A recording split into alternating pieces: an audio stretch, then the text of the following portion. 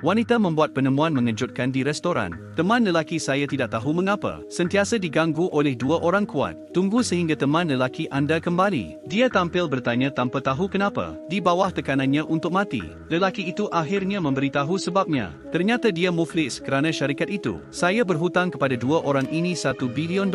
Untuk membuat dia membayar balik hutangnya, dua orang itu telah memaksanya untuk mencuri sekumpulan berlian untuk mengimbangi tunggakan $1 bilion. Tetapi untuk tidak bimbang teman wanita saya, Jake bersumpah tiada siapa yang akan terlibat dalam perkara ini. Saya mendengar teman lelaki saya berkata ini. Nina akhirnya menenangkan fikirannya buat sementara waktu. Nina tidak lama kemudian hamil, tidak lama kemudian. Tetapi pada hari ini, apabila mereka berdua baru sahaja selesai peperiksaan dan hendak pergi, dua pemiutang Jake tiba-tiba datang lagi. Apabila mereka datang, mereka memukul Jake dan secara tidak sengaja dia menyepak perut Nina, dan ini juga menyebabkan Nina kehilangan anak di dalam perutnya. Bimbang saya mungkin kehilangan teman lelaki saya suatu hari nanti. Sebagai pramugari, Nina berjanji akan menolong dua orang itu curi berlian di atas kapal terbang, mengimbangi hutang untuk teman lelaki. Perut yang begitu indah, saya benar-benar mahu memandu ke tapak untuk melihatnya. Bercakap tentang kereta, saya telah membeli belah di Gwazi kereta terpakai sejak kebelakangan ini.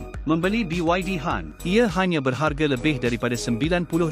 Harga kereta baru jatuh dengan cepat sekarang. Ia sangat menjimatkan kos untuk membeli barang terpakai di Gwazi. Akan ada berpuluh bilion subsidi untuk benih tembikai pada akhir tahun ini. Anda boleh membeli Mercedes-Benz, BMW dan BYD Gwazi dengan lebih daripada $50,000. Setiap kereta telah menjalani pemeriksaan profesional rasmi. Boleh dicuba selama 3 hari. Jika anda mempunyai kereta lama, anda juga boleh meletakkan benih tembikai untuk dilelong. Hanya biji tembikai pada kereta terpakai. Tetapi peluang, Nina tiba-tiba mendapati Jake bersetubuh dengan orang lain di belakangnya. Ini benar-benar mengejutkan Nina kerana dia akhirnya tahu mengapa teman lelaki anda menyentuh anda. Ternyata untuk meminta dia membantu mencuri berlian dan untuk membalas dendam. Nina menemuinya tidak lama lagi. Sepupu sendiri. Mereka adalah keluarga pencuri. Selepas Jinping mencuci tangannya, mereka masing-masing menjalankan perniagaan mereka yang sah. Tetapi untuk mengajar Jake, mereka memutuskan untuk kembali ke dunia. Nina mengumpulkan bekas temannya. Satu konspirasi yang mengejutkan dilancarkan di dalam pesawat.